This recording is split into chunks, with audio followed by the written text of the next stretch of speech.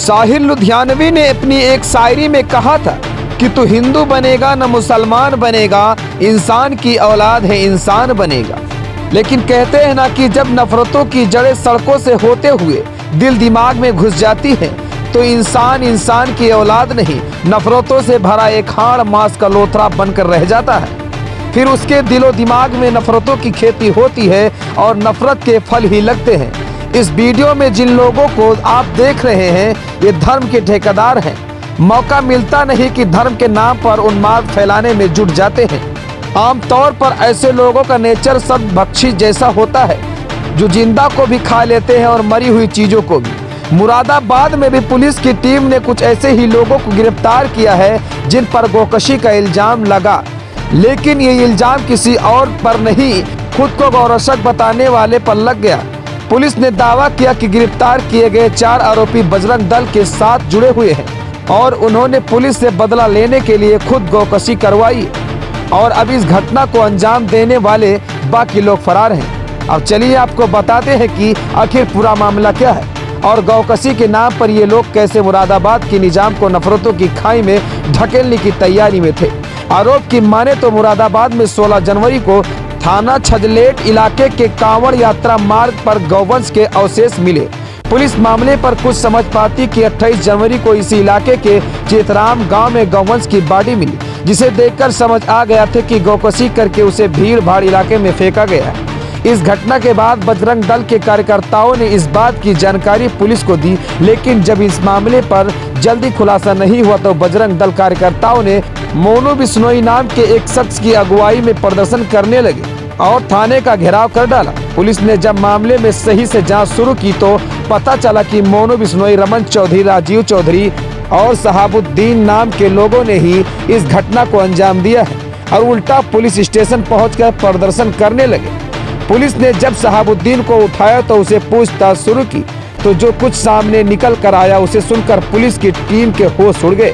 सख्ती से पूछताछ करने पर शहाबुद्दीन टूट गया और तोते की तरह सब कुछ बकने लगा। शहाबुद्दीन ने बताया कि उसके भाई की किसी ने हत्या कर दी।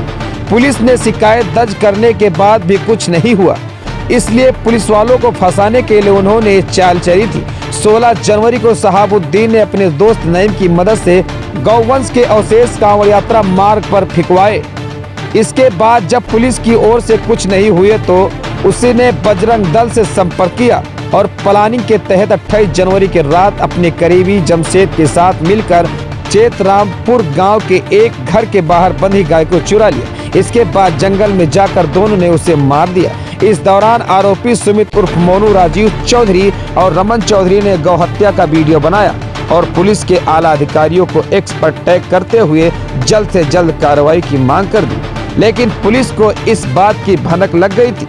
ये पूरा मामला प्लानिंग के तहत किया गया है। बहरहाल पुलिस ने जब इसको लेकर इतिहास खंगाला तो कहानी की परत दर परत खुल गई और सारे आरोपी पुलिस के हत्थे चढ़ गए। यारे के नेतृत्व में जो टीम है हमारी थाना छजलेट की, इसके द्वारा आज 4 लोगों की गिरफ्तारी हुई है। इसमें एक शहाबुद्दीन पुत्र मुजफ्फर हुसैन है, ये ग्राम चेतरामपुर थाना छजलेट के रहने वाले हैं। दूसरे रमन चौधरी हैं, ये थाना छजलेट के ही रहने वाले हैं, ग्राम खानपुर के।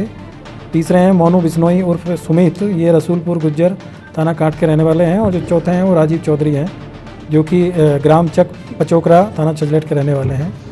अभी हाल ही में पिछले इसी महीने में 16 तारीख को थाना छजलेट में एक घटना हुई थी जिसमें जो कावड़ पथ है वहाँ पे एक गौ जो वंश है उसका सिर वहाँ पे बरामद हुआ था और इसी पे फिर वहाँ पे थाना छजलेट में एक अज्ञात में एक मुकदमा पंजीकृत हुआ। और उसके बाद में 28 तारीख को फिर एक घटना हुई ग्राम चेतरामपुर में रात्रि में, और वहाँ पे एक गौवंश की हत्या कर दी गई थी और उसके बाद में फिर सूचना मिली और पुलिस ने जाके उसको फिर बरामद किया और फिर बाद में आगे की इसमें कार्रवाई हुई।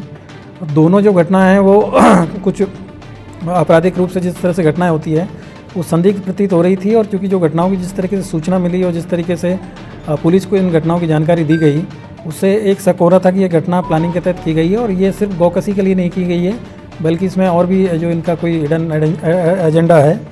और इसकी जब हम लोगों ने पूरी टीम बना के जब जांच किया गया और पूरा देखा गया कि जिस तरीके से कैसे सूचना मिली पुलिस को, क्योंकि जो पूर्व की जो घटना हुई थी उसमें जिस व्यक्ति के द्वारा सूचना दिया गया उसने ये बताया कि जो गौवंश का जो सिर जहाँ पे मिला है वहीं से वो 10 मिनट पहले गुजरा था, तब वहाँ पे कोई अवशेष नहीं था, लेकिन जब वापस आया तो उसको अवशेष मिला और उसकी सूचना उसने पुलिस को दी।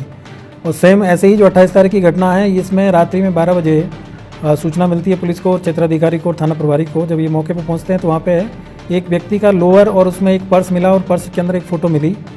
जब ये सारी चीज़ों की जांच की गई तो फिर जिस व्यक्ति का इसमें पर्स में फ़ोटो मिला, उसका नाम जो लिखा मिला, मोबाइल नंबर उसमें मिला, उससे जब पूछताछ की गई तो उसके द्वारा बताया गया कि मेरी गांव के कुछ लोगों से पहले से पुरानी हमारी रंजिश है और उसी रंजिश में पहले बात चल रही थी कि ये लोग मुझे फंसा सकते हैं।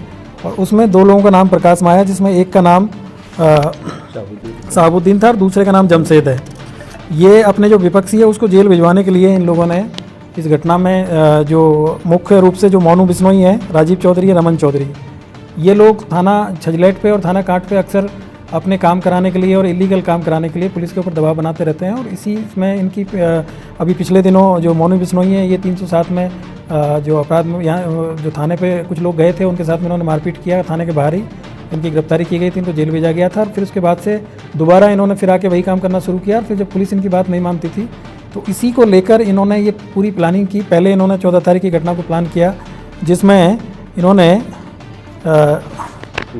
नईम को इसमें इन्होंने 2000 रुपया दिया और उसको बोला राजीव चौधरी के द्वारा कि कहीं से जो गौवंश का जो सिर है उसको मतलब कुछ अवशेष लाके वो थाना छजलेट में रखे, जिससे कि पुलिस पे कार्रवाई हो और पुलिस हमारे उसमें दबाव में आए। और उसके बाद में फिर इन्होंने दोबारा फिर यही काम किया और इसमें साहबुद्दीन और जमशेद को इनके द्वारा ये बताया गया कि तुम अपने पर जो भी आपको जो जिनसे तुम्हारी दुश्मनी चल रही है उनका नाम ले दीजिएगा और उनका फ़ोटो, उनका जो नाम, सारी चीज़ें इन्होंने निकाल के वहाँ पे पहले जो एविडेंस क्रिएट किया गया। और उसके बाद में वहाँ पे जो गाय है उसका गला काटा गया और गला काट के फिर इनके द्वारा सूचना दी गई। और जो लोग जो इसमें जिन लोगों के द्वारा इस कार्य को करवाया गया वो लोग मौके पे पहुँचे और फिर उन्होंने वहाँ पे पुलिस को सूचना दिया। तो गाय को भी इन्होंने जो एक विमला देवी नाम की महिला है उसके घर से चोरी करके ले गए थे रात में और रात में इन्होंने ले जाकर उसको काटा है। तो इस तरीके से ये जो दोनों घटना हैं ये शुरू से ही अपने जो नेचर में संदिग्ध प्रतीत हो रही थी। और इसमें जिस तरीके से सूचना दी गई थी और जिस तरीके से पुलिस के खिलाफ वहाँ पे धरना प्रदर्शन भी इन लोगों के द्वारा किया गया था, इससे ये लग रहा था कि इनमें कुछ लोगों की साजिश हो सकती है और उसी पे हम लोगों ने काम किया। तो आज ये पूरी तरीके से इस चीज़ का पूरा खुलासा हुआ है और इसमें इन 4 लोगों की गिरफ्तारी हुई है। 2 लोग अभी इसमें वांछित हैं, जिसमें एक जमशेद और नईम है, जिसने पहले वाली जो घटना है उसको कारित किया था। और जो दूसरी घटना में जो साहबुद्दीन के साथ में जो जमशेद है उसका जो भाई है वो अभी इसमें गिरफ्तारी उनकी शेष है, इनके ऊपर इनाम घोषित किया जा रहा है, इनकी गिरफ्तारी शीघ्र की जाएगी।